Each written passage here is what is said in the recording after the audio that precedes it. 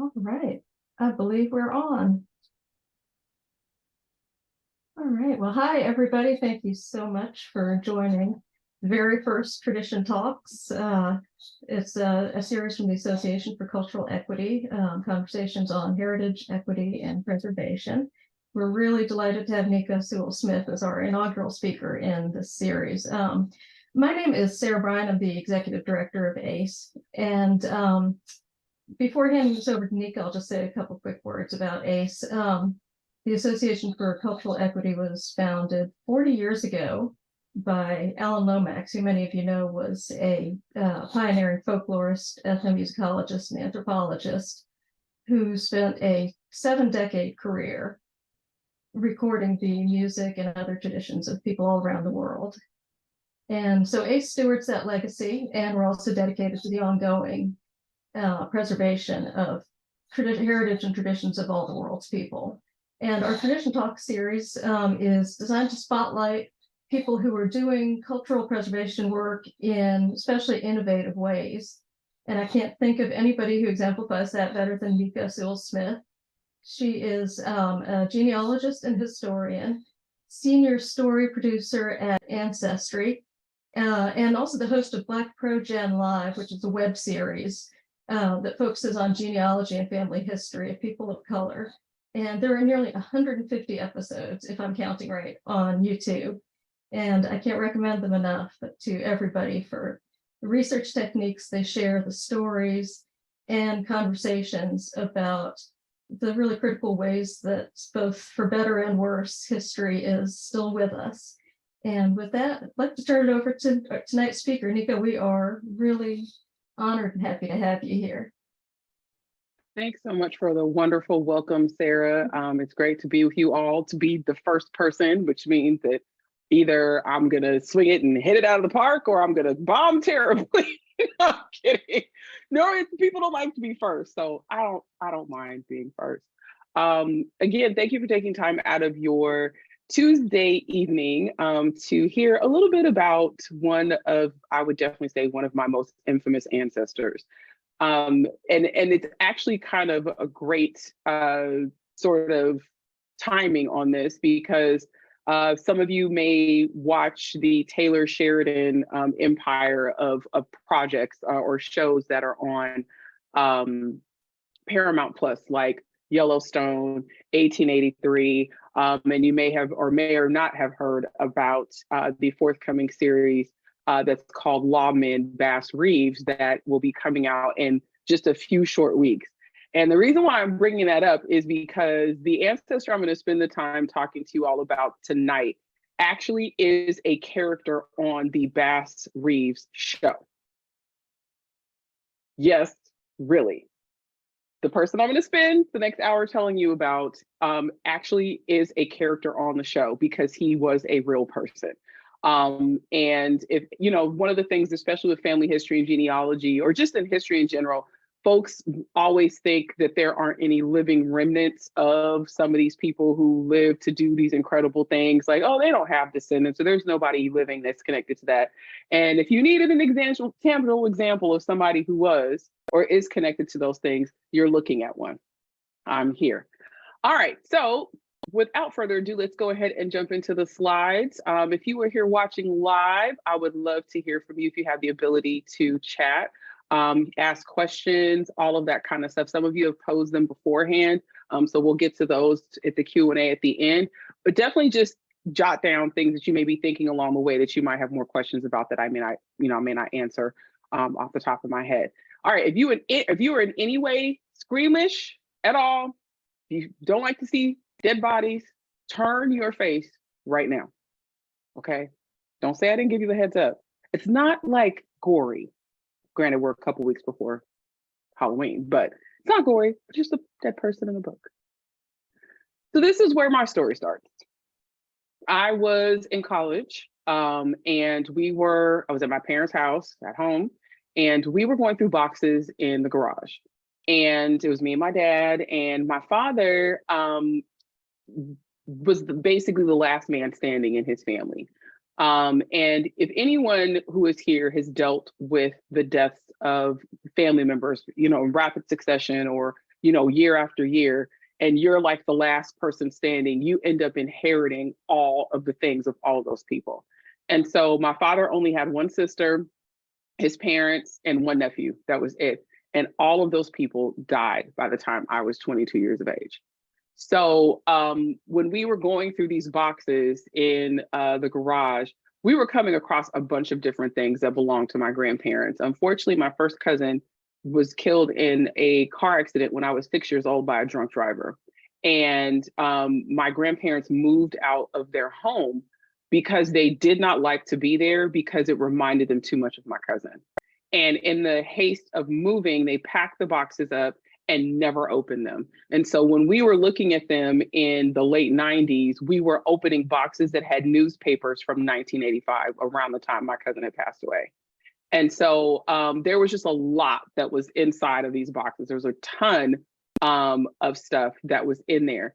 And one of the things was this book that had no covers on it. No covers. Now, don't ask me where the covers went, but the covers were not there. And there was a stamp. My grandfather collected stamps. And there was like a stamp that was used sort of like as a bookmark. And it was on this page with this photo of this dead man.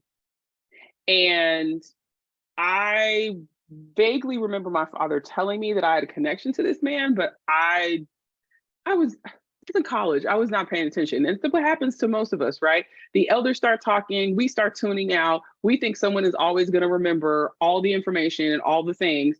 And that's not what happens. The people die, no one asks the questions. And then here you are years later trying to remember what they said. And to some avail, maybe you are, or to maybe to no avail you are. And so from that photo, I had to basically rely on what my father said, because again, I mentioned to you, both of my grandparents and my only first cousin, my aunt, who was his mother, and then eventually my father, all of those people were gone by the time I was 22 years of age. Literally, by the time I had a month after college graduation, everyone, with the exception of my siblings, through my father, was dead. So I could not ask any questions. And I had to remember all these little details that I possibly could squeeze out that I remembered. Because again, I was half paying attention and half not. And the photo you see right here is of my grandmother, my beautiful, beautiful grandmother. People always tell me they remind her, or she reminds them of Billie Holiday in this photo. And I think that was totally what she was going for with this incredible like flower. I could never get a flower to stay in my hair like that. I don't know what she did. I'll have to I don't know. I'll have to ask some questions about bobby pins and things like that. But either way, I basically had very little information. And luckily, when I really started to dig into who this man was and his relation to me, and the thing that's funny as a sidebar is, in addition to finding this book in these boxes, we found an autographed book from Martin Luther King to my grandfather. And it was a source of contention, because my dad swore that this thing existed and my mom said it didn't. In addition to finding the autographed book from the Martin Luther King, we found letters to my grandfather from Coretta thanking him for bringing them groceries when they lived in Chicago. So of course, naturally, that eclipsed this book for an extended period of time for obvious reasons.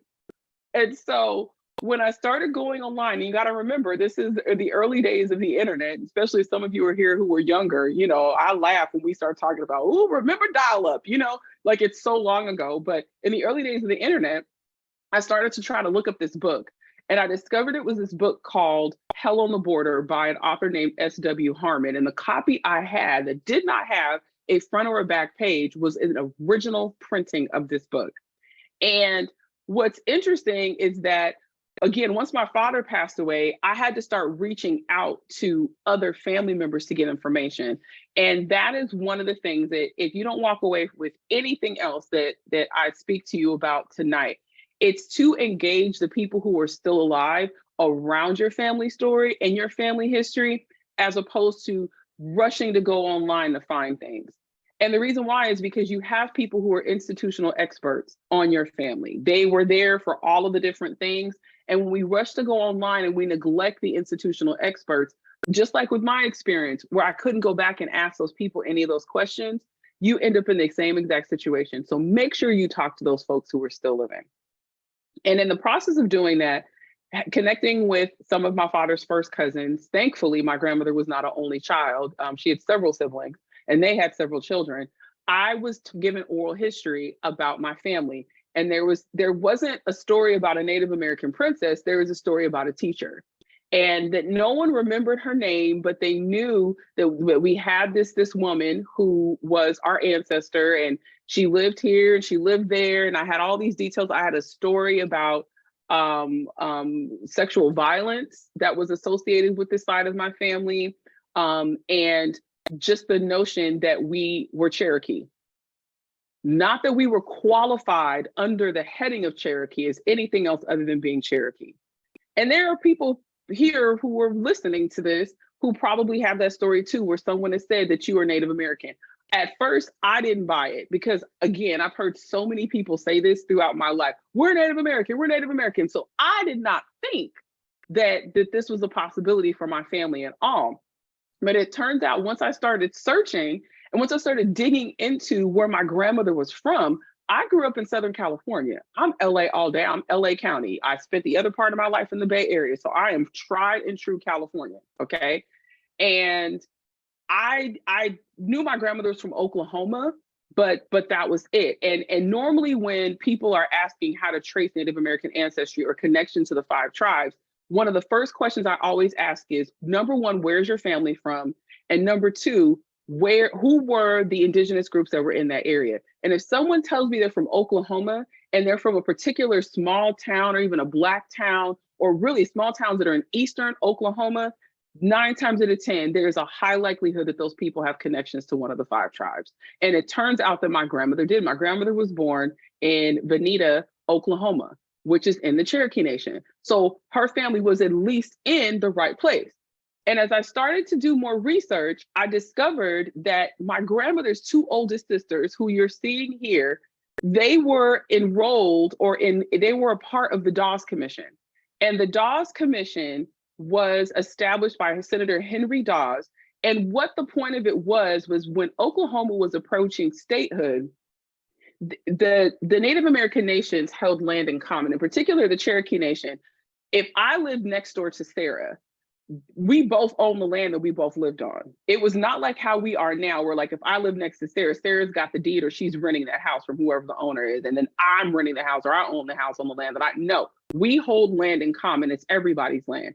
And in order to make sure that when Oklahoma became a state, that folks that were living in that type of setup would get equal portions of land, the Dawes Commission came in. And what the Dawes Commission did was they documented everyone who had a legal right and title, or some people who they claimed did not, either valid or not, to land and to citizenship within the 5 tribes.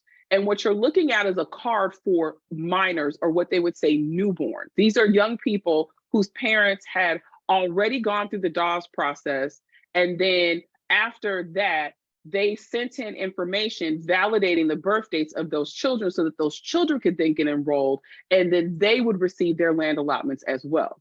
And so when I found the book, when I started to dig into my grandmother's family history, I did not know that 2 of my grandmother's sisters, her 2 oldest siblings, received land allotments from the Dawes Commission. I did not know that, had no idea. So what you're looking at again is Aunt Edna and Aunt Clarence's Dawes card. And yes, it's Aunt Clarence. And do not ask me why my great-grandparents named their daughter Clarence, or the fact that that's the name that is going to come up a little bit later. I'm giving you a little bit of foreshadowing on the name Clarence. But you'll know it gives their names, it gives their age. As of March 4th of 1906, we see the name of their father, his roll number, so that would be my great-grandfather, the name of their mother, my great-grandmother. They note that she's a non-citizen, but she was a Cherokee freedman as well. She just was not approved by the Dawes Commission.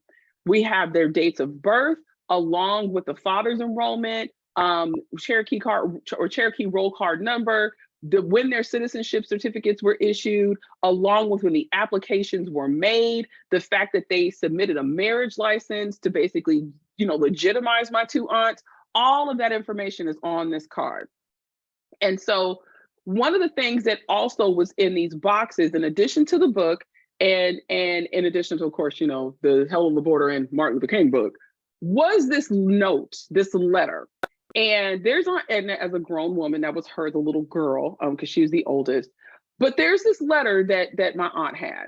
And again, I just told you that my two oldest aunts were enrolled as citizens of the Cherokee Nation. They received land allotments.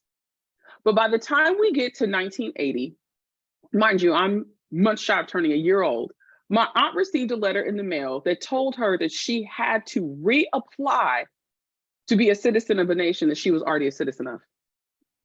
And that in the course of doing this reapplication, she had to prove that she had a degree of Indian blood.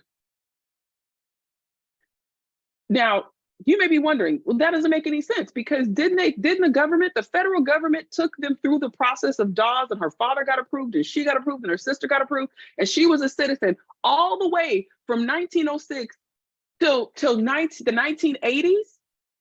And now they're telling her that she has to reapply. Well, the reason why is because she was documented on what is called a freedman card. The Dawes rolls were segregated.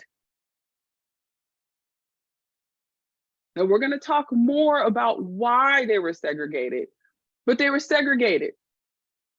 That meant that if you had a perceptible amount of Black blood, even if you yourself came and the community knew that you came from Native American people, they could segregate you onto the freedman roll, which did not have a space for blood quantum. Deliberately did not. So when she got this letter that told her she had to reapply for citizenship she already had, she wrote a note on it that said, important, take care of this, write a letter, because for her, it didn't make any sense. I'm already a citizen. I'm paying taxes on this land that I got. I'm an original Dawes enrollee. What do you mean I have to reapply? Well, through a course of court actions and votes that were put up to the Cherokee people, they made a choice to disenroll all the people who were noted as freedmen on the Dawes. It did not matter if you got a land allotment or if your card was approved, because there were scores of people whose applications were rejected. Again, you just saw that on the newborn or the minor card, where my great-grandmother was considered not citizen, even though she was a freedman. She was descended from people enslaved by Cherokees. So we're going to come back to this in a little bit, but this right here is what got me hung up for a number of years, because I could not understand how you rescind citizenship in this way, and it's purely based off of race.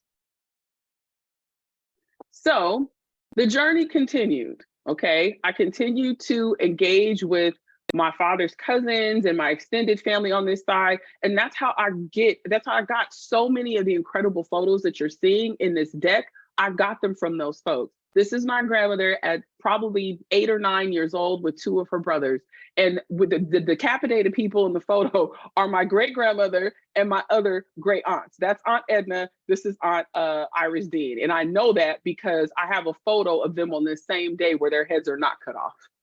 The other question I had for my grandmother was, girl, why do you have this short sleeve on and everybody else is dressed up in all these clothes? You had to be freezing. But I can't ask her that now. Either way, I continue to work through things. And one of the things that I did was I started using message boards, and we still have these for genealogy, but a lot of people don't realize it and they don't use them. What are the message boards? Again, you would just put up a query back in the day, and you would just ask, like, hey, I don't know what I'm looking for. Somebody, you're shooting a shot in the dark. Somebody come and help me find this. Like, I don't know what I'm doing. I'm trying to find things. And so I went on Afrogenius.com, which still exists. And it is, again, a website set up with message boards that are themed, where people are asking questions or posting things or sharing resources. And there were folks that were on this site who are now dear friends of mine that when I posted this query, they met me right on back. Angela Walton Raji is one, Terry Lagun and Bernie McCrae. They've been on that site forever. I don't know if Afrogenius is ever going anywhere. I don't think it should, because even the old queries that people the people posted 20 plus years ago, that stuff is still out there and searchable, so that other people from those ancestors are looking for them, they can find and connect with other descendants. That's why we still need those things.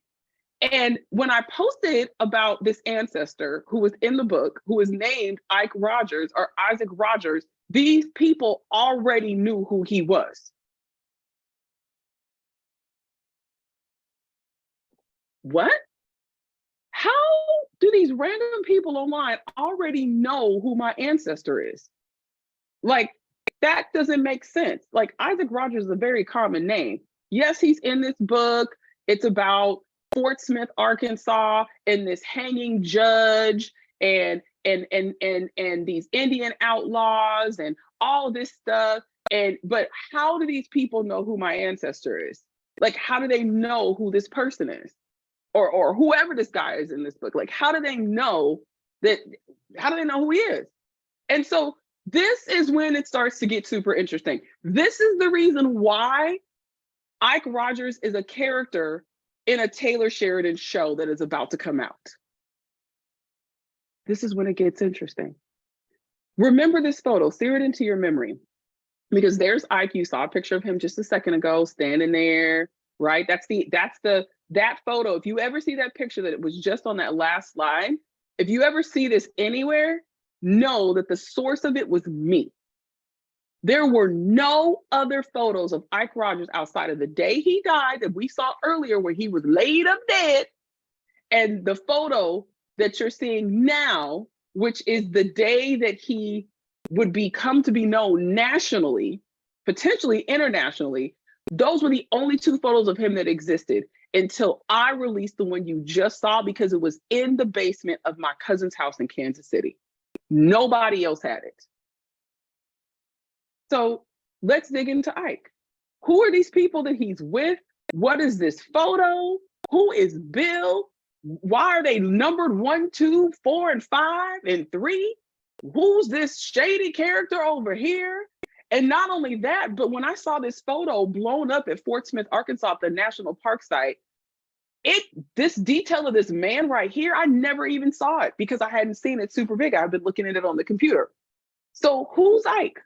Well, number one of the things that Angela told me was that Ike Rogers was a Civil War veteran. Okay. At this point, I didn't realize the fact that there were almost 200,000 Black men who actively took part in the Union effort during the Civil War. And if we're just counting them, it's 180,000 to 200,000, right? We're not counting the scores of women who served as matrons and maids and nurses during the war as well. And I would imagine that number that number added to it would skyrocket. But Ike was a part of a very important Civil War regiment, which is why a lot of people know about him. Ike was a part of what was initially the 1st Kansas Colored Infantry. And when they were mustered into federal service, they became the United States Colored Troops 79th Regiment. Now, why do they have two different names? Because this regiment was organized at the state level first. And we could sit here for the next 45 minutes and I can give you an entire history of the 1st Kansas. But what I will tell you is that they were the first Civil War regiment that mustered in Black soldiers, the first to see battle, which happened within 2 months of when the soldiers were mustered in, and the first to suffer casualties. Some of you who are listening are like, but what about the 54th? What about Denzel? He cried. The one lone tear came down. Matthew Broderick, Morgan Freeman, Isaiah Washington. Come on, we saw a whole movie. Nope. They were after the 1st Kansas. In fact, I think the story of the 1st Kansas is way more interesting because it involves the 5 tribes. It involves chattel slavery amongst the 5 tribes. So Ike was a part of this unit. He basically absconded from the Cherokee Nation and enlisted on August 10th of 1862. And he wasn't even 18. He was under 18 and fought and served his service all the way out until 1865. So when I ordered his Civil War pension, again, just think about Civil War pensions the same way as we think of people being on 10%, 50%, 100% disability from the VA. When he got to the point where he needed help because he could not work in a status consistently that would provide for his family, he applied for a pension because he said that he suffered injury as a result of his service. And then he needed to be able to provide for his family. So when I ordered the Civil War pension, I discovered that he married two sisters. He married two sisters, married Ruth, married Sarah, Sarah being my ancestor, Sarah Van. And then once he married Sarah Van first, she died. Then he married Ruth, Sarah's sister, Ruth Van. She died. Then he married another woman named Sarah, but her name was Sarah Fry. So there were two sisters and another Sarah. And then it listed out all of his children, which included my great-grandfather. So this is when I confirmed that Ike Rogers was my great-great-grandfather. He was the father of my great-grandfather, who was the initial person to get that land allotment that my aunts ended up getting based off of him. And in addition to my great-grandfather, whose name technically is Theodore Kouaskoui Van Rogers, very long name, there was Uncle Nelson, who was Ike's son. There was Aunt Ethel Jane, Uncle Roy McKinley, and Uncle Ray. He had these kids. And again, this is just based off of the Civil War pension file of Ike. And in addition to finding out the details about his kids, there was this mysterious woman in the file that they kept interviewing. And one of the things about doing research on African-American people, especially in the late 19th century, is there are very few opportunities that we get to hear from Black folks directly. What do I mean by that? Where someone actually went to them and asked them questions and they answered and it was recorded. Usually Black folks were being characterized and qualified by other people. Some of this is due to the lack of literacy, not just for Black folks, but in general. People could not read and write. They did not have the ability to do that. So you were really at the mercy of other people to document you.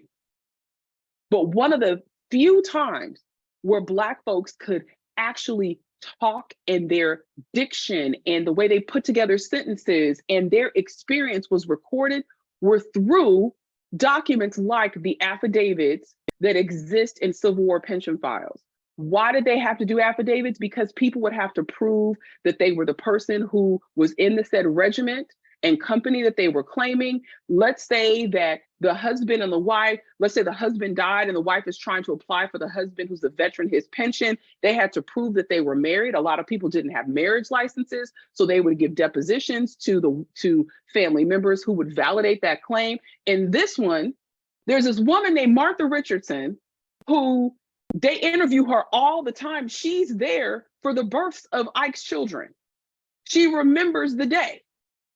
They don't ever say what her relation is or her connection is to Ike at all, but she's there for all these aspects of his life, a ton of them. I will come to find out later that she was his mother. That was his mom. I don't know if they didn't say that she was his mother because they didn't want it to seem like she was influencing. I don't know, but she was all over his pension file, but they didn't say that that was her mom or his mom. So this is a photo of Grandpa Cooey. So if you wonder what Cooey looked like, that's him and my two uncles. And with the Dawes cards, I talked about this, talked about it briefly earlier, but we're gonna take a second to back up and discuss this. Discovering that my family had a connection to the Cherokee Nation, and not only a connection to the Cherokee Nation, but that my ancestors were enslaved by Cherokees. This is not a made-up situation. This is not somebody pulled this out of the sky. That you are listening to and watching somebody who was a descendant of this history. And I am not the only one. When we talk about the 5 tribes, we're talking about the Cherokee Nation, the Muskogee Creek Nation, Choctaw Nation of Oklahoma, Chickasaws, and Seminoles. They practiced chattel slavery. And do not make the mistake of thinking that, because if they were enslaving people and they were indigenous, it must have been easier. No, there were slave codes in the Indian Territory. Enslaved people were on the Trail of Tears. And if someone doubts that, pull up the detachment list where they tell you who was in the party and who is being forcibly removed from the Cherokee Nation East in places like Eastern Tennessee and Northern Alabama and Eastern North Carolina, who's being forcibly removed from that place into the Indian Territory, which becomes Oklahoma. And you will see on those lists where there are the people who were in the household and a whole column for slaves. Now, how does slavery happen amongst indigenous nations? Well, think about it. They're called the 5 civilized tribes for a reason, because they were perceived as being civilized or to adhering to European dominant culture and the aspects of it, which included enslaving other human beings. And for many of you, I can imagine, and I know this is the first time you have ever heard of this. This is why it took me a while to get through this, because I, in my mind, could not understand how one marginalized group could do this to somebody else. And if I can say, we're watching this play out in Gaza right now. We are. So if we just give basic statistics, right? Like, how do we qualify how many people fit into this category of their ancestors being formerly enslaved by citizens of the 5 tribes, right? In my experience, most people whose ancestors have that designation are not just descendants of the enslaved by the nations. They also have by blood connections. It's just that either 1, they were not documented on the Dawes cards. 2, we're seeing them in our DNA results. And 3, we have the family oral history that backs it up. There's a lot of layers to it.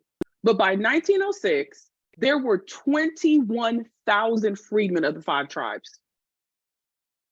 That's across all the nations. 21,000. So just imagine how many descendants come from those 21,000 people. I'm not an anomaly. If you remember the precursor to Finding Your Roots, African American Lives, that Dr. Gates used to do, Don Cheadle was on that show and discovered that he descended from Chickasaw freedmen. And I know 2 other folks that I can't name currently, well-known Black folks, that are also descendants of freedmen of the 5 tribes. There are scores of us. Now, in terms of the Dawes process, I've shown you the card, right? I showed you my 2 aunts card that had all that information on that yellow card. And that could have generations worth of information, right? Especially if we start looking at the cards for family groups. My aunts, if they were a certain age, they would have been recorded on their father's card. But because they were born after 1906 or around the time of 1906, they were documented on a separate card. But these cards, again, they could have generations worth of information. They could have, you know, there's space for parents and, you know, and then the grandparents and all of that. All of that is there. But here's the thing. In addition to the card I just showed you, there's an application that goes with it. Anyone that applied for the Dawes Commission got a card. And they also had an application. Now, they don't get the allotment unless they're approved. That's the 3rd step. And when I started searching through the applications of a bunch of people, there were several folks claiming that Ike Rogers was their father. So I had to keep adding children, because the ones that were in the Dawes file, that wasn't everybody. They weren't all accounted for. So let's look at Grandpa Cooey's Dawes card. And remember, I told you Dawes cards for freedmen were segregated. They do not have a column for blood quantum, which is why the nation was able to, in some ways, you know, completely have the case for disenrollment, because there's no way to quantify the blood. But the other thing that you have to also think about is that blood quantum is literally a construct of the federal government. It is. And so to even hold people to that is not to adhere to the tenets that our ancestors set up. It just is not. And so with his cards, you notice distinct differences. Again, he's on there by himself because he's not married at this point. And actually, when he first applied, he was, my great grandmother was on a card with her mother. But note what is in that red circle. When you look at the quote by blood cards, there is no space for slave of. And because Grandpa Cooey was born after slavery ended, he wasn't enslaved by anybody. But here's where I also remind you that the Emancipation Proclamation and the 13th Amendment did not apply to the Indian Territory, because the nations were their own individual countries to themselves.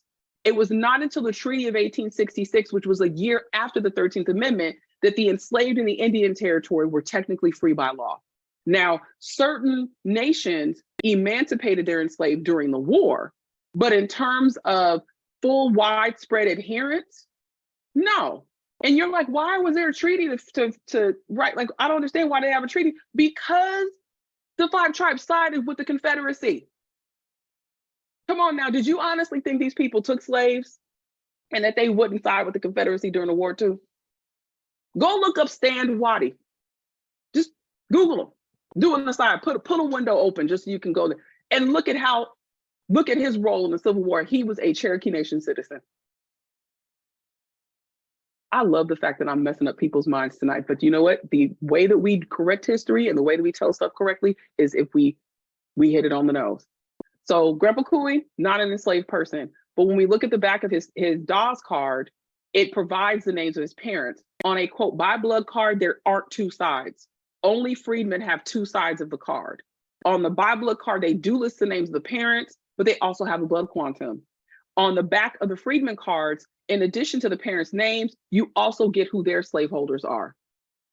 Now, for those who are well-versed in genealogy, especially with regard to African-American people, you know that trying to find a slaveholder for an ancestor can be a very challenging process. But those of us who are descendants of freedmen of the 5 tribes, we don't have that hard of a process because these Dawes cards, which were created in the early 20th century, have the names of our ancestor slave owners on them. We are not going around in the dark trying to find that. No, the information is right there. And especially when you're talking about movements like the one you're seeing in the state of California around reparations and people proving that they descend from enslaved people. If somebody has a connection back to the 5 tribes, this is easy. You can do this in 3 or 4 generations. You'll note that Ike is listed as the father, says that he's dead by 1901, which is when Grandpa Cooey applied for Dawes. His enslaver was named Elzira Price May. And Sarah Van, Sally being a nickname, note that under her, it says she has no owner. That's because her mother, because again, you got to remember, the disposition of enslaved children was passed down by their mother. So if you were born to a mother who was enslaved, you were enslaved. If you were born to a mother who was free, you were free. And Sarah's mother was free in the Cherokee Nation. She was not enslaved, so thus her mother did not, his mother, she didn't have an owner because she wasn't enslaved.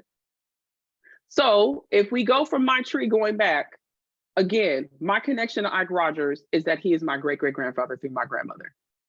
And I didn't have the evidence or anything other than the book and some oral history from family to corroborate that. But I know, and again, I know now, I am his descendant. I'm basically his voice box in the world today. That is standing before you.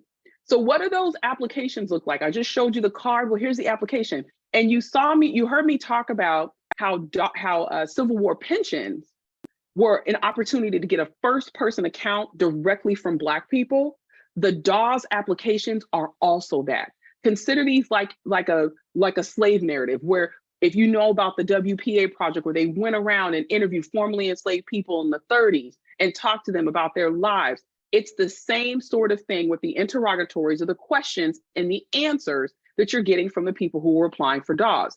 And if someone was rejected, their file is 2, 3, 4, up to potentially 10 times larger than people's who were approved. So Grandpa Cooey's is super short. May 17th, 1901. What's your name? How old are you? What's your post office address? Who do you want to have enrolled? How long have you lived in the Cherokee Nation? What's the name of your father? What's the name of your mother? How long have your parents been dead? And here's where I learned, again, that Sarah, his mother, had died when he was a baby. He didn't even remember her. He says that in this interview. And you collect these for all the people in your family who applied or even were rejected by the Dawes Commission. You may recall earlier, I mentioned my great-grandmother who was married to Theodore Kouaskoui Van Rogers, my great-grandfather, that she was rejected. Her and her mother were rejected. And that's because they did not meet the conditions of the Treaty of 1866. You had to have returned within 6 months. Even if your slaveholder took you out of the nation, you had to come back within 6 months of the treaty or by January of 1867. And if you could not prove that you were back by that time, you got rejected. Now, I hate that my great-grandmother and my great-great-grandmother got rejected, but I love the fact that they have the file because that meant they fought so much harder to try to prove that they should be enrolled, which means I get more family history information. So if you run into somebody who was rejected, do not see that as the end of the road and that's it, because you are not, you're not entitled to tribal benefits at this point, but use it as an opportunity to tell their story and to flesh out your family history more in depth. So now we got 8 kids. Once we go through the Dawes, we have 8 children, okay? The oldest, who is by a woman named Caroline James, she has 2 kids by Ike, one named Florence Rogers Bratcher, the next named Luther Clive Rogers. Then he has, by Alice Banks, Uncle Eddie. Then by Sarah Van, he has Uncle Nelson, as well as my great-grandfather, Theodore Kouaskoui Van Rogers. Now, what does Kouaskoui mean? It means cool water. It was also a district in the Cherokee Nation before statehood in Oklahoma, the Kouaskoui District. Then by Sarah Fry, he has the youngest 3 children, which include Aunt Ethel, who becomes a Reed, Uncle Ray, and Uncle Roy. So to date, I have 8. But my DNA results is saying that there might be a 9th and a 10th. And I have not validated that. I'm trying to get there, but nothing would shock me with him, not at all. So if you wanted to know what Grandma Clara, who's married to Couey, looked like, that's her on the left, and on the right is Aunt Ethel. And believe it or not, Aunt Ethel's great-granddaughter reached out to me on Ancestry because this was the first picture of her great-grandmother she had ever seen straight on, and she always wanted to know what she looked like. And the funny thing is, my cousin that reached out to me about this photo looks just like her. So I told her, all you needed to do was look in the mirror. You look just like her. So there were other roles with the Cherokee Nation, right? It's not just the Dawes Commission and the final Dawes rolls. We took censuses, and usually they were done to issue out annuities or payments or some sort of a benefit. And they were kind of an arbitrary dates. It wasn't like the US Census where it's like 1910 and 1920. We have the Cherokee roll from 1893, 1896, 1880. Then there's the Tompkins roll, this was from 1867. We had a ton of census rolls. And you have to remember, we were our own country. So you're not going to find Cherokee freedmen or Cherokee people typically on the US Census until 1900. Because we weren't a part of the United States. You're gonna have to look at tribal roles. And again, for some people like, well, dang, that means there's not gonna be much. Again, I just told you we have a bunch of roles they were created by the tribe. So no, the whole 1890 census burning and, oh my gosh, you don't have that information, not an issue in the Cherokee Nation because we have a roll from 1890. So again, it's learning how to research differently. Then if your folks went up into Kansas, like several lines of my family did, or they were taken there by their slaveholders, Kansas is a state that has its own state census, which is different from the federal census. And those state censuses in Kansas were on the 5s. So let's say if your folks went into Kansas and they were on the 1870 census, you could look at 1865 and there's a high likelihood that they were there. If they stayed in Kansas, again, they're going to be on 1870, then they might be on 1875. Or let's say they are on either one of those, they leave out of the Indian Territory and they end up in Kansas by 1885 and 1895. So then you have that along with the 1900 census. Again, you're just consistently winning. Again, Cherokee censuses and rolls, those are the most prevalent ones that we use. 1867, Tompkins roll, 1880, which is considered, that's called bread money. Then we've had 1883, technically, that's grass money, or they call it that. It's to pay for land that was encroached upon by settlers. Think of the land runs in Oklahoma. all of that. Again, continuing to encroach on and violate treaties. That's just what our government does. But we have several roles that exist then. And then there are roles that are specific to Cherokee freedmen, like the Wallace role and like the Kern Clifton role. Those are specific to Cherokee freedmen or the descendants of formerly enslaved people connected to the nation. And those are specific to the Cherokee Nation. Each nation, again, is going to have their own separate roles, and they're not going to be the same years. So if you have connections to any of the other 4 tribes, you need to be well versed on what roles they are that they have. So this is actually something that I picked up in the National Archives last year, which is Ike Rogers' Wallace roll application. Ike did not live to see the Dawes Commission. He died right after it got started, and he just never went and applied. But this Wallace roll affidavit was from September 21st of 1889.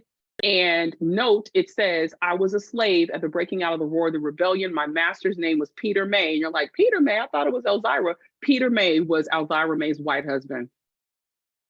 Patriarchy, slaves belong to her, but technically they're him. Yeah, right? You'll see that a lot. I was in the Cherokee Nation at the breaking out of the war. I obtained my freedom. At the close of the war, I was in the U.S. Army. So that validated what I'd already found in the pension, that he served in the 1st Kansas. And then he goes on to list who his wives were and the fact that they had passed away and who his children were. So if I didn't have that information, if I went to this affidavit, it would have told me absolutely everything I needed to know.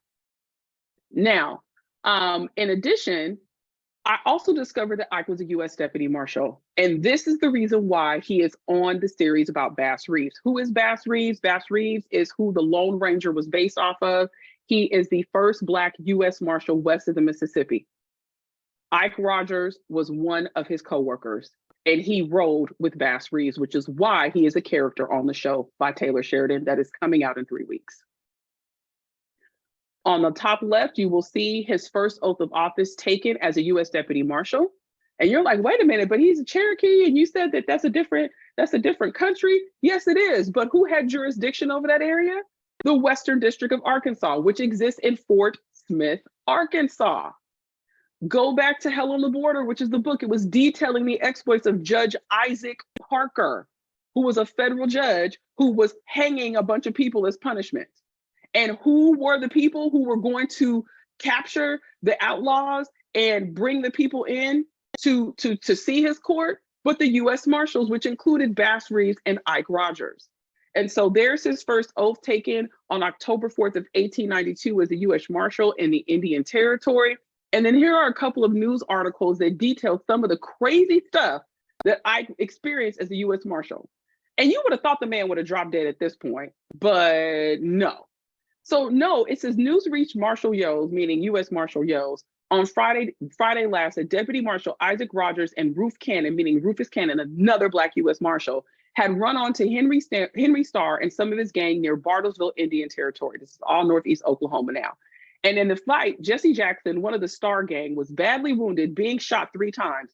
Henry Starr and Ed Newcomb escaped. Rogers, in his report of the fight, says about 200 shots were fired. How the heck did he survive this?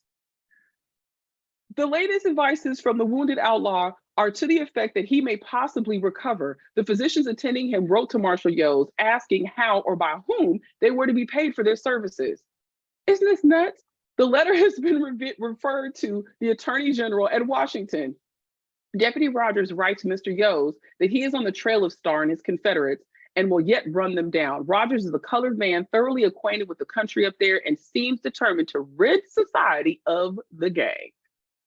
And that was in 1893. Another in 1893, the Wharton train robber gang captured. Last evening, Deputy U.S. Marshal Isaac Rogers came in on the Missouri Pacific. His business here was to meet with the Santa Fe train guard, J.A. Reel, and subpoena him to appear at the preliminary trial of the Wharton Express robbers, which takes place at Fort Smith, again, Western District of Arkansas, federal court, sometime next week. From Mr. Rogers, we learned the following particulars of the capture of the gang. Early last Thursday morning, Mr. Rogers with 4 other officers surrounded a log house on Sand Creek in the Osage Nation, in which were 11 men they were after. They surrounded the house with 11 men in it. We just heard him getting shot at 200 times. They decided to do this again. Doesn't it sound like a television show? Right. That's the reason why there's somebody playing Ike Rogers on the show. But here's the thing. All good things come to an end. And Ike eventually loses his commission.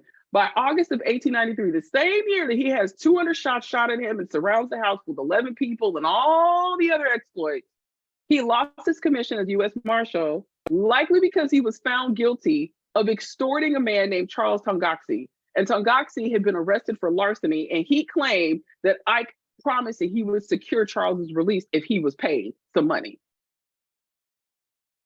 So you see here, and the jurors aforesaid, upon their oaths aforesaid, do say that Ike Rogers did aforesaid willingly and corruptly commit the crime of extortion, contrary to the form of the statute, in such case made and provided against the peace and dignity of the United States of America. So he lost his commission. But that wasn't the end of the story. How many of you have seen a movie called The Harder They Fall? It's on Netflix. Came out about 2 years ago. Main star is a man by the name of Jonathan Majors. You see Idris Elba there. You see Zazie Beetz and Delroy Lindo and Lakeith Stanfield and one of my favorite people on earth, Regina King. They're all there. Now, what does it have to do with Ike? Well, because when the movie was being advertised, my family got excited because we thought Ike is going to be on the big screen. Why? Because the man that he captured is a character in this movie. Lakeith Stanfield played a man by the name of Crawford, or Cherokee Bill Goldsby. And when we heard that Cherokee Bill was going to be in the movie, listen, the family camped out. We were prepared. We're like, yes, people are going to hear about Ike Rogers. We were juiced. And then, well, at the beginning of the movie, they give a, qualifier. Yeah, this is based on true events. And in the film, Lakeith gets shot in the neck in the middle of the town square and bleeds out and dies. But that's not really what happened. Cherokee Bill, the real Cherokee Bill, is here center. And he had committed at least a dozen murders, including his own brother-in-law, along with robberies and all kinds of stuff in the Indian Territory. And so the thing is, remember, Ike had lost his commission, okay? By April 21st of 1897, he was desperate to get it back. And he petitioned the District of Arkansas, Western District of Arkansas, for him to get his commission back because he was convinced that he could capture Cherokee Bill. And so I've since found the oath, literally, in 1895, where he gets his commission back within a week or two of the capture of Cherokee Bill. So it was specifically given to him for that. And what happens is probably, again, it's this stuff of TV and films. Ike hatches a plan with his neighbor who is named Clint Scales. And Clint Scales and Ike determine that they are going to capture Bill because Bill has his affection set on a cousin of ours named Maggie Glass. And it is Maggie's birthday. And they hatch a plan that they're going to invite Ike over, or they're going to invite Bill over. And through the process of him trying to, be all up in Maggie's mix, they're going to basically disarm him, capture him, and deliver him to the authorities in Fort Smith. And so going through several accounts, reading all the things, Ike sent one of my uncles to go and get Bill. And I would imagine it was probably Uncle Roy, or they just say one of the boys. It could have been my great-grandfather. It could have been Uncle Nelson. We don't know because he had several sons. And so it could have been Uncle Nelson, Grandpa Cooley, or Uncle Roy, one of the three. Because Uncle Ray. Uncle Roy was, I'll get to that in a second. So what they did was they played cards, they ate supper, and they even slept in the same bed. But Ike was unsuccessful at catching Bill. Clint Scales, because he was in on the plot, he was helping, okay? And this is a quote directly from Clint Scales. This is actually Ike, my bad. This is Ike's quote. He said, "I have been instructed by Colonel Clump to take him alive if possible. I did not want to kill him if I could help it, but I had made up my mind to kill him if I could not take him any other way. Clint Scales and I had our guns hidden where we could get them in a hurry, but we did not want to give him any show to fight. After breakfast, so he spent the night. After breakfast, now, and I gotta qualify what happened, okay? Because there's a whole lot of people in the house at this point. So after breakfast, we talked along some time and he began to talk about leaving. He and Scales and I were sitting in front of an open fireplace. I knew that we had to make a break on him pretty soon, and I was afraid that the girl would take a hand in it when the trouble began, meaning Maggie. So I gave her $1 to buy some chickens at a neighbor's house so as to get her out of the way. I also sent my boys away as I had not told them of my plans. So my great-grandfather and his brothers did not know. And I would imagine Aunt Ethel didn't know either. Bill finally took a notion that he wanted to smoke, and he took some paper and tobacco from his pocket and rolled a cigarette. He didn't have a match, so he stooped over toward the fireplace to light it, turning his head from me in an instant. That was my chance, and I took it. There was a fire stick lying on the floor near me, and I grabbed it up and struck him across the back of the head. I must have hit him hard enough to kill any ordinary man, but it only knocked him down. Scales and I then jumped on him, but he let one yell and got to his feet. My wife grabbed Bill's Winchester, and we three tussled on the floor fully 20 minutes. Now, let me qualify the last Sarah. She was 7 months pregnant when this happened. 7. I've been 7 months pregnant before. There is no way I'm wrestling any gun from anybody, but she did it. And he continues. He says, I thought once I would have to kill him, but finally got the handcuffs on him. He then pleaded and begged me to kill or release him. He lied and promised me money and all the horses I wanted. Then he cursed. We put him in a wagon and Scales rode with him while I rode on horseback and started to Nowata. On the way, he broke the handcuffs and grabbed his Scales gun, and Scales had to pull out the wagon to keep from losing his Winchester while I kept Cherokee covered with my shotgun. At Nowata, I turned him over to Hill Smith and George Lawson, and these are the two men that you're seeing right here. When they got to the train station, they stopped and took a photo because they knew it was a historic event.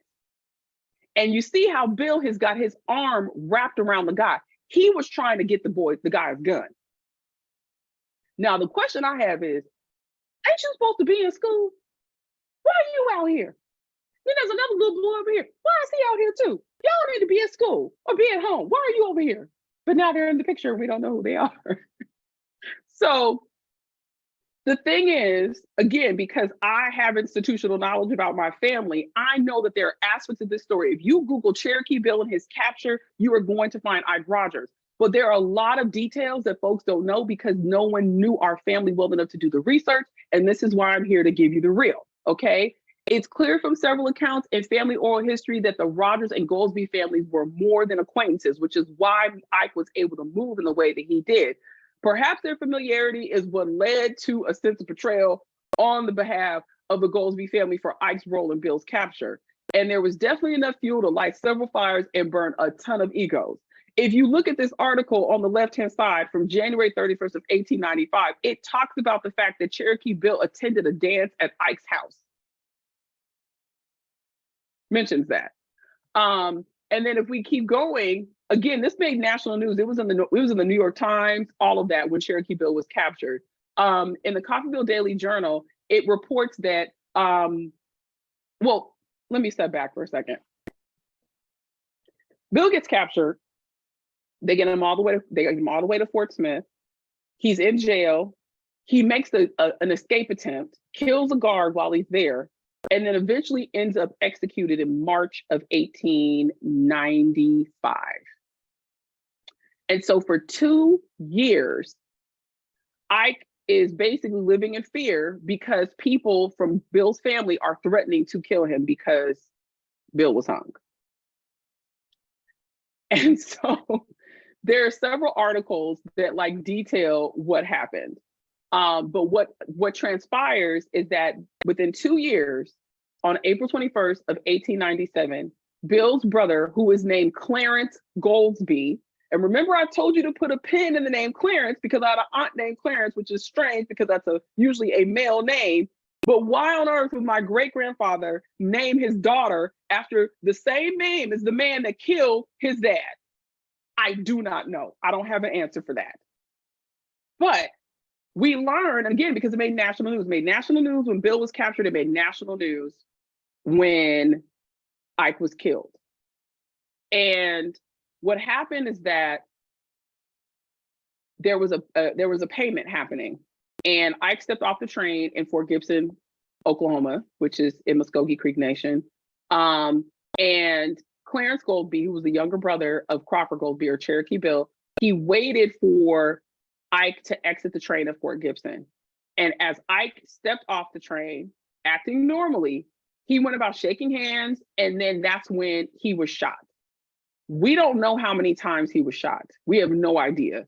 One account says that he was shot through the neck, over a woman's shoulder, 2 more shots fired after he fell down, 1 through his left eye, the other one passing through his head. That was 3 shots. Then they said that he was advanced upon the back and right side of Rogers and shot him through the neck with a large revolver. Rogers gave a groan. He fell. Goldsby continued to advance until 5 shots were fired. We don't know. It was completely sensationalized because it was in broad daylight that this happened.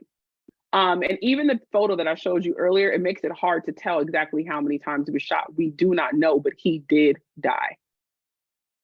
Now, something else that also adds to this story is the fact that there was a previous murder that took place because people were mistaken and thought that someone else was Bill. That's how on pins and needles people were. It says killed by mistake. And again, this is the same month that Bill is captured. Doug Vann shoots and kills Wash Nave in a case of mistaken identity. Doug Vann was Ike Rogers' brother-in-law. Remember we talked about the Vanns, the 2 sisters, Sarah and Ruth? Doug Vann was married to their sister Chick. And Doug he thought that Wash Nave was Cherokee Bill, who was the outlaw, and he accidentally shot and killed Wash Nave. So, in addition to his crazy death, the capturing of Cherokee Bill, the fact that he's a U.S. Deputy Marshal, he is in an important Civil War regiment. He also was an advocate for the rights of freedmen and descendants of the 5 tribes. He consistently wrote letters to the editor of several newspapers because we were constantly fighting for our rights. Just like how my aunt got disenrolled, that was something that was a story as old as time. There were consistent efforts to disenroll, always. And so he would write these legendary letters to the editor, one of which said, and when your lawyers tell you to go ahead with a lawsuit rather than compromise, you can put it in your pipe and smoke it. I mean, really? This was in 1895 he did that. We all know that a continuous lawsuit is bad on any party, even if they win. He also testified in front of a Senate subcommittee on Indian Affairs about the relation of freedmen in the Indian Territory on May 20th of 1885. Now, he also, again, one of his other classic letters to the editor, he was constantly telling the Cherokee Nation about themselves and why they should not disenroll or be acting crazy with the freedmen. But this one is my favorite letter to the editor. It was written in 1891, and he closes with, if I have all the rights of the native Cherokee, surely my daughter would have the same rights as your daughter would. You talk about adoption. We are not of that class of people. We never came here from Kansas, Missouri, or Texas to be adopted into this nation. We were born here. This is our birthplace. And I think it would be a hard matter for the Cherokees to adopt one of their own family. 2/3 of the Negroes of this tribe are mixed with Indian blood and will be called Indians when proven up. It was like foreshadowing. All right, so I know that's a lot. It's a lot to get through in the time period, but I have a few other things that I want to share with you all. Additional stuff that I was able to find out through using DNA, it's another picture of Grandpa Cooey, was using things like Eastern Cherokee applications, which people were applying to be reimbursed for money that was spent during the forced removal, but that wasn't happening until 1907, and the forced removal was like in the 1830s. And another thing about that, it was not just one removal. There were people who removed voluntarily starting as early as the 1810s until you get to the people who were forcibly removed in the 1830s. So I was able to find more information on my family through those applications. Even though folks got rejected for them, they provided generations worth of information, including the name of a woman named Little Nan, who is an ancestor of Ike Rogers. Family members also passed things to me. This is the tongue-in-cheek family history that Aunt Edna, who got the letter and who was a dog enrollee, wrote, where she was kind of, being petty about the fact that folks in LA were looking up their family history at the library because of the movie Roots. And she proceeded to write down our family history or type it out. And what's interesting is for all the history she gave that you can see on this slide, where she didn't have the names of the people, I was able to find the names of the people. And this is how I knew I had the right information, was because the oral history validated everything that my aunt, or the paper trail validated everything that my aunt said. Additionally, you're looking at a photo of Agnes Rogers Walker. She was interviewed in the Indian Pioneer Papers in Oklahoma, which is similar to the slave narratives. And one of the things that she talked about was that she knew Cherokee Bill, that we just talked about, that he was one of the most desperate outlaws in the Indian Territory days. And she said that her cousin was Ike Rogers, who was a U.S. Deputy Marshal. This would account for Ike's father's side of the family, which is where the surname Rogers comes from. And in looking into the history of Agnes, which you're looking at a photo of her from the Oklahoma Historical Society, I traced her family history to a man named Rab Rogers and his brother named Houston Rogers. Houston was Agnes's father. I believe that Ike Rogers is the son of either Jack or Nick Rogers, who are brothers of Rab and Houston. And their grandparents are their grandmother is Little Nan, who I mentioned earlier. DNA has pretty much verified this. There's a lot of circumstantial evidence, but I'm still waiting for the smoking gun. So with that said, Houston Rogers and Rab Rogers were enslaved by Clement Van Rogers. And he was a Cherokee slaveholder. In addition, he was a senator, and he is also the father of Will Rogers. If you didn't know, one of the most well-known Cherokees is Will Rogers, and his family were slaveholders. And his mother died when he was the age of 10. He was raised largely by Uncle Rab and Uncle Hughes's family. He learned all of his roping tricks from them. His first horse, named Comanche, was purchased from Uncle Hughes. But you never hear this history in relation to him. Now, moving forward, I continue to connect with descendants. There's us, it's me and my family, standing there at the grave of Ike's mother in Fort Scott, Kansas. You'll notice the crazy similarities in how people look, how we all look the same. This is the picture of my cousin I mentioned to you that didn't have the photo of her great-grandmother and wanted to know what she looked like. Now you see what I say, that she looks exactly like her. She just needed to look in the mirror. Now, to close out, one of the things I talk about again is we mentioned things about my aunts being enrolled and being disenrolled. And that was a fight that, again, started late 70s, early 80s, mostly for all the freedmen of the 5 tribes. And my aunt passed away in 1985, so she was never able to fully realize or even answer that letter. That letter ended up getting passed to my grandmother. My grandmother died, it got passed to my dad. My dad died, it got passed to me. And several people sued the nation for the ability to get their citizenship. And it was several court battles, took place a lot. And finally, by 2017, the Cherokee Nation decided that they were going to stop fighting the freedmen getting their citizenship. And thankfully, with that happening, I was the first person in my family to be enrolled in more than 100 years. And I got a chance to meet our chief, who just got recently reelected. That's Chief Hoskin, who's right there, who has been a huge champion of Cherokee freedmen and has advocated across the other 4 nations that they should stop fighting and give their freedmen, citizens, the same rights and privileges as any of the other citizens. My card does not say that I'm a freedman descendant. It doesn't. It says that I'm a citizen of the Cherokee Nation. And so I'm so grateful to him for the example that he has made and that the other nations follow suit. In fact, you all, the Muskogee Creek Nation disenrolled their freedmen in the late 70s. There was a court case filed recently, and a judge in the Muskogee Creek Nation ruled in favor of the freedmen. This just happened in the last 2 weeks. So now they have the ability to obtain their citizenship again, We were also featured in an exhibit that the Cherokee Nation had about Cherokee freedmen. It was up for more than a year. Now it's in Tulsa. And so if you want to go and see it and look at the history of all the Cherokee freedmen, and you see there's my little cousin with his 4 times great grandfather, who was Ike Rogers. As of today, I have helped almost 20 people in my family become enrolled citizens of the Cherokee Nation. All right, now it's time for questions. Nika, that was fabulous and really fascinating. We've got one question already, and I want to ask folks to be sure and ask your questions in the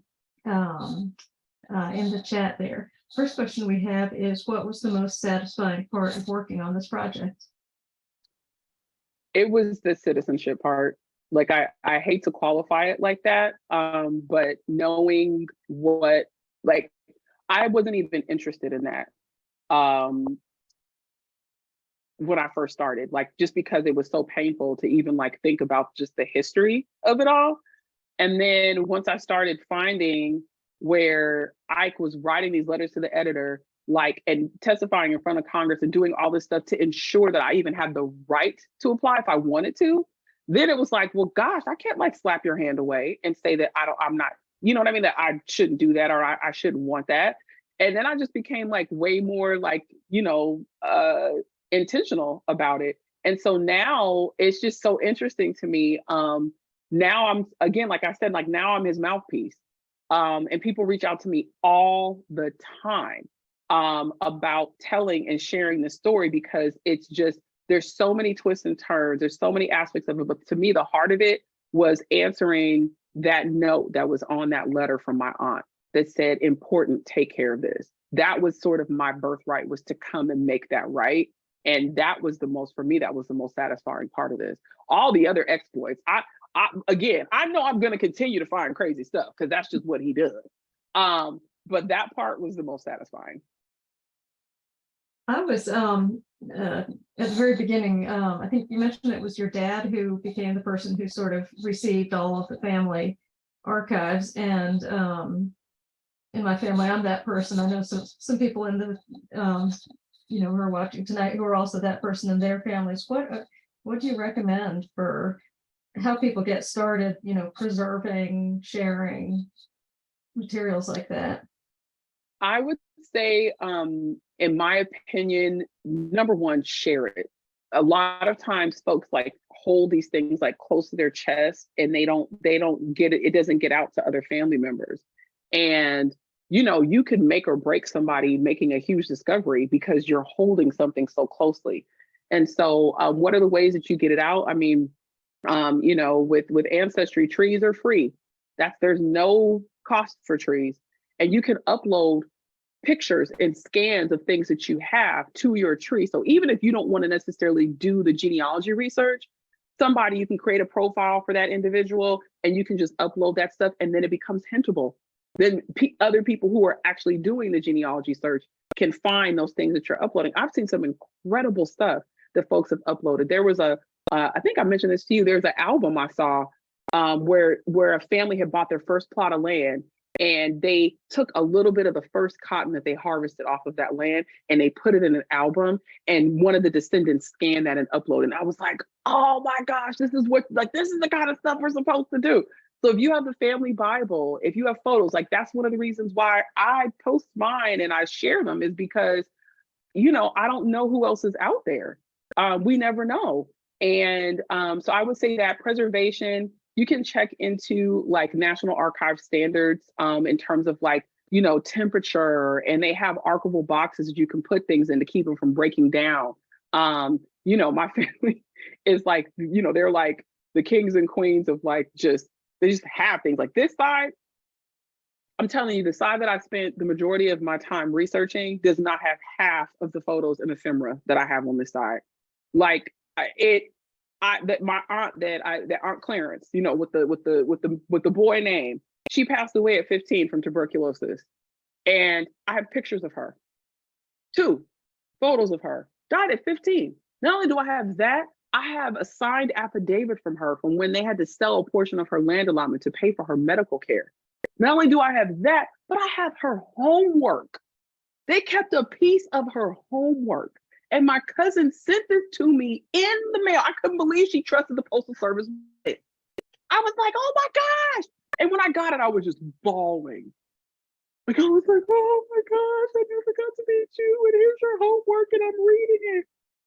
Like, please just share, and once you become, like, I'm sure this is your thing. Once people knew that you were the keeper, they keep sending you things because they know you're the keeper. So just be a good keeper. Share what you have. Make sure it's in boxes and things that are going to keep it from breaking down, and just start there. Thank you. I see here's a question that's just popped up. Let's see. This reminded me of the book Trace, which I read for a class last semester in one of our discussions under the topic of nature, slavery, and memory. We talked about a question Savoy poses: to whom and what is history responsible? Since Savoy was tracing her own genealogy through the book, I was wondering if your experiences could likewise inform an answer to this question for you. Thank you again, and please continue the series. That's a question from us. Yeah, I mean, I would say the average person's genealogy journey could be a book. Even just like exploratory to like help sort of teach and like bring people into the story. Again, my journey to get to this information was a journey. The process to getting to citizenship, that was 2019, and the story of me even connecting with family members that I didn't even know to help bring them into the fold, or even the education that I'm doing with my own family around this story. One of the things that I did was I made a magazine with all of my blog posts in here that I had written about this. So they could read through it and they had something tangible to hold, because one of the things that is a blessing and a curse of our digital environment is that people print very few things. And because I have a grandparent on the opposite side where their childhood home burned to the ground, family Bible, everything, all the pictures and stuff were in there, I've been entirely obsessed with making sure that there are printed copies of things in more than one place so that it's preserved. And so, to answer the question, to whom and what is history responsible? I would say it's responsible to currently living generations, because there are scores of us right now that don't think we're making history. But every single day we are. And, friends of mine joke because I put their first and middle names in my phone. And they're like, why do you have my middle name? Because this is a genealogy record. How do you not know that your text and all of that is not a genealogical record? We don't know. So, again, to answer the question, to whom and what is history responsible, it has a responsibility sort of to itself, but the responsibility is on currently living people to accurately catalog what happened. And sometimes that's shifting and changing. What we consider to be important now, 5 years from now, it could be that and something else, or it could be something completely different. So we just have to make sure that we're amenable and we're open to change and the whole perception. The unfortunate aspect of the historical narrative is that it privileges white, heterosexual, wealthy men, not women, men. And through trying to make things more equitable, we have to lift up other groups, which include even white women and people of color and people who are LGBTQI+. We have to elevate them in terms of our historical narrative so that they get parity with the group that's always had institutional privilege. And that's really where we are in terms of history and responsibility is there. And it's going to take time and a lot of effort to do it, but I think it's possible. Wanted to mention for some of the viewers a book about slavery in the Cherokee Nation, and prior to the removal of the house on Diamond Hill by Tia Miles. Just a really fascinating book about parallel stories here. Where can the viewers learn more about your work and follow what you do online? You can visit whoisnikasmith.com. That's the way to find me. You have links to all of my social channels. If I'm going to be speaking here, there, and everywhere, I have a whole calendar of things. In fact, I was just in Columbus, Ohio last week at their Metropolitan Library doing presentations. So if you love the virtual environment, I speak in a lot of different places. So be sure you can sign up for, to register for all the different topics and things that I'm speaking at. Well, thank you so much for being our first speaker. And it's just wonderful to hear this story. And thank you to everybody who's joined us tonight. Thanks for having me.